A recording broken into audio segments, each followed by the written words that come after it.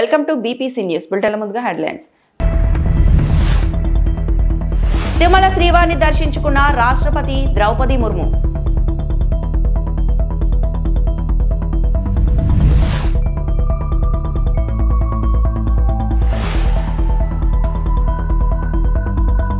ప్రధానమంత్రి నరేంద్ర మోడీ దక్షిణాఫ్రికాలో G20 నాయకుల శిఖరాగ్ర సమావేశంలో పాల్గొనున్నారు.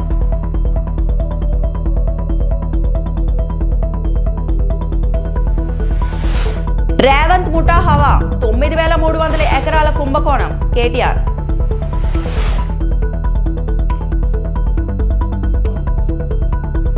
ప్రధానమంత్రి నరేంద్ర మోడీ దక్షిణాఫ్రికాలో జోహాన్స్బర్గ్ కు విమానంలో బయలుదేరారు. అక్కడ జరుగుతున్న G20 నాయకుల శిఖరాగ్ర సమావేశంలో పాల్గొనున్నారు.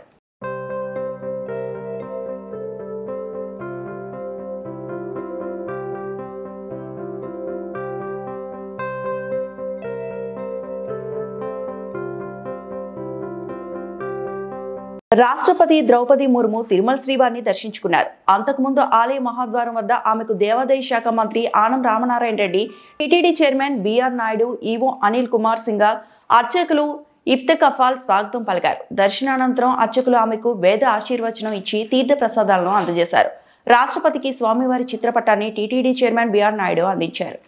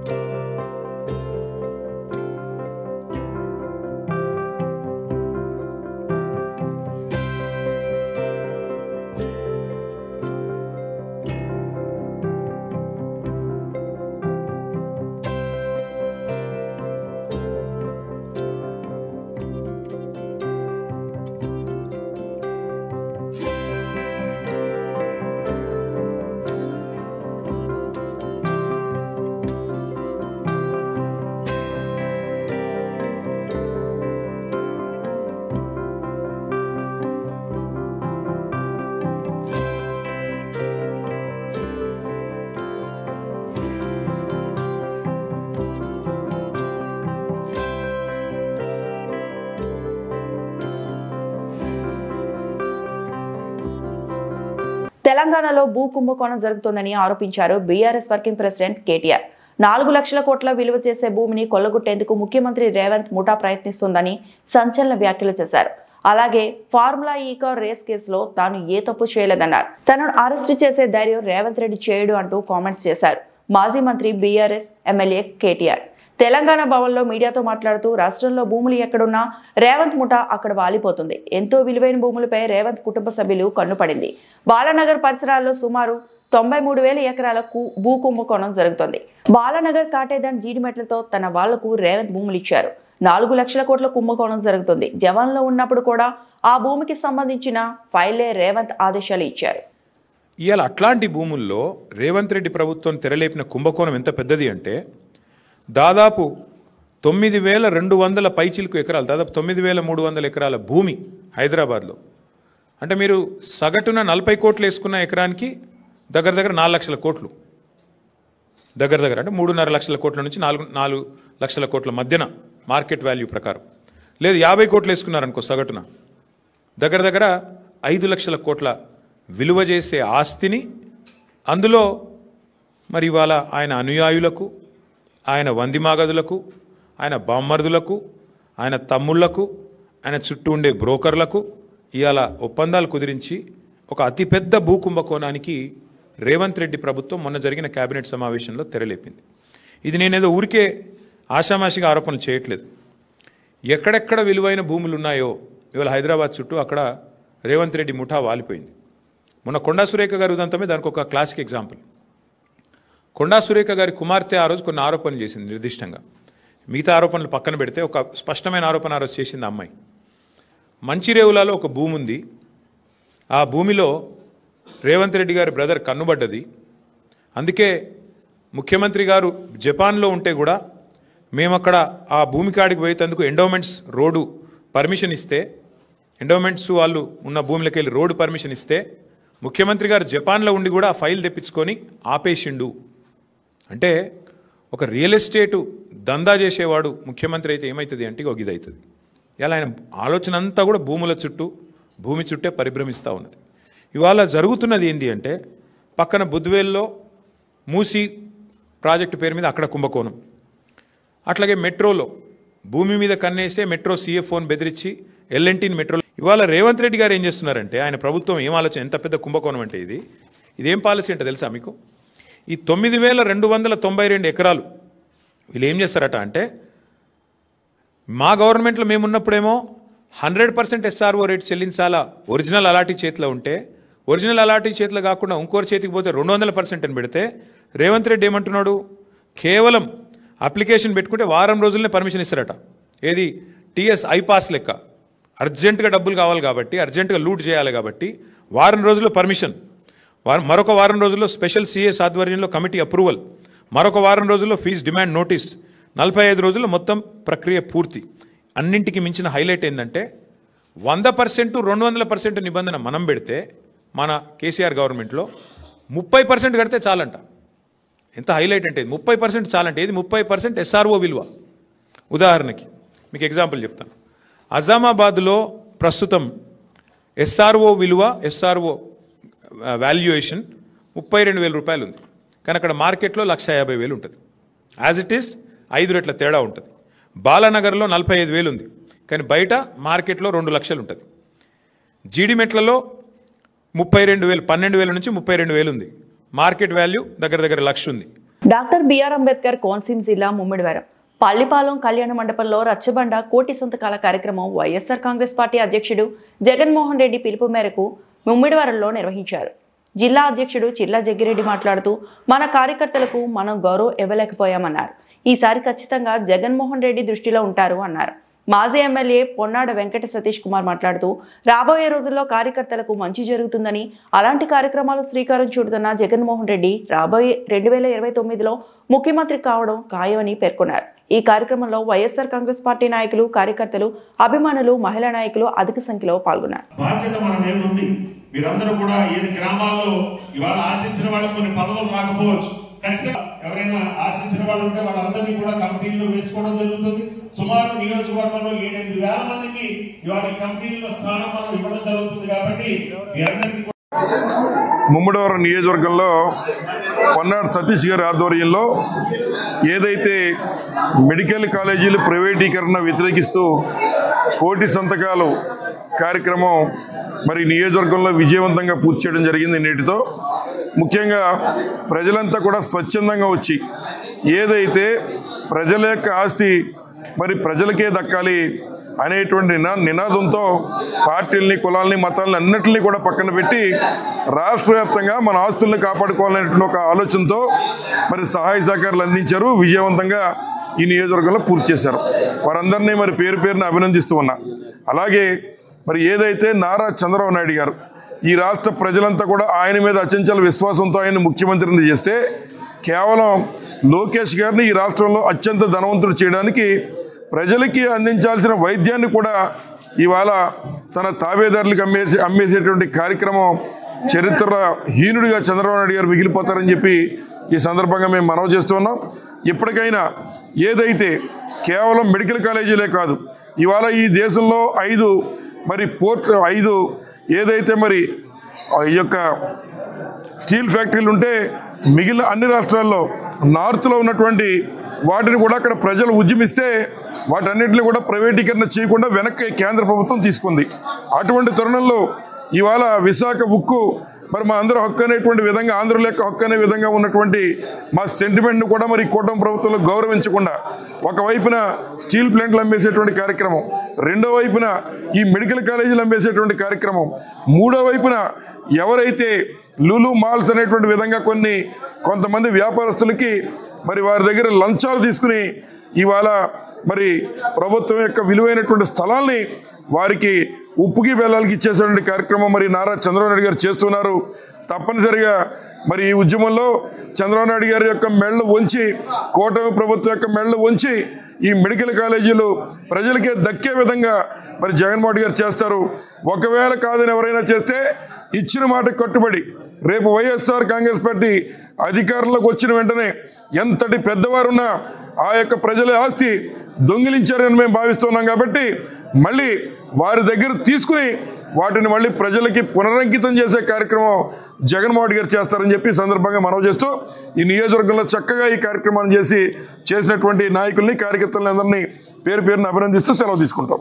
అనంతపురం జిల్లా పెద్దపప్పూరు మండలం సోమనపల్లి గ్రామంలో వైసీపీ ప్రభుత్వ హయాంలో 2021 ఆగస్టు 2వ తేదీన నర్సింగల నారాయణ అనే వ్యక్తిని అప్పటి డీఎస్పీ చైతన్య ఒక పొలం గట్టు సమస్యకు సంబంధించి అదుపులోకి తీసుకుని విచారించారు. విచారణ సందర్భంలో డీఎస్పీ చైతన్య ఆధ్వర్యంలో పోలీసులు నారాయణపై 3rd డిగ్రీ ప్రయోగించారు. వారి దెబ్బలు తాళలేక నారాయణ స్పృహ కోల్పోయి మరణించాడు. ఈ ఘటనతో షాకు గురైన పోలీసులు గుట్టు చప్పులే కాకుండా నారాయణ మృతదేహాన్ని తాడిపత్రి ప్రభుత్వ ఆసుపత్రికి తీసుకుపోయి కొద్దిసేపు వైద్యం చేయిస్తున్నట్లు నాటకమాడారు. బంధువులకు సమాచారం అందడంతో బంధువులు ప్రభుత్వ ఆసుపత్రికి పోయి ఏమీ చేయలేక మృతదేహాన్ని తీసుకుని వారి సొంత గ్రామం సోమనపల్లికి వచ్చి అంత్యక్రియలు చేశారు. ఈ ఘటనపై ఇలాంటి సమస్య ఉత్పన్నం కాకుండా మృతుని భార్య కొడుకులను పోలీసులు బెదిరించి పెద్దపప్పూర్ ఎస్ఐ మహమ్మద్ గౌస్ ఆధ్వర్యంలో అంత్యక్రియలు పూర్తి చేశారు. ఈ ఘటనకు డీఎస్పీ చైతన్య ఎస్ఐ మహమ్మద్ గౌస్లే కారణమని, లాకప్ డెత్ వల్ల చనిపోయాడని మృతుని బంధువులు ఎన్నిసార్లు పోలీసులకు ఫిర్యాదు చేసినా పోలీసులు పట్టించుకున్న పాపాన పోలేదు.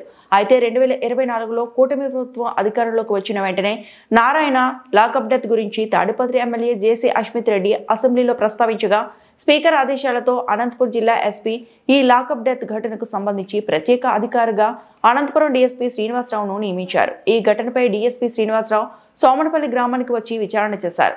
తన భర్త మృతికి అప్పటి తాడిపత్రి డీఎస్పీ చైతన్య, పెద్దపప్పూర్ ఎస్ఐ మహమ్మద్ గౌస్లే కారణమని, వారిపై ఖచ్చితంగా చర్యలు తీసుకుని తమకు న్యాయం చేయాలని భార్య వెంకటలక్ష్మి, కూతురు సుమిత్ర తెలిపారు.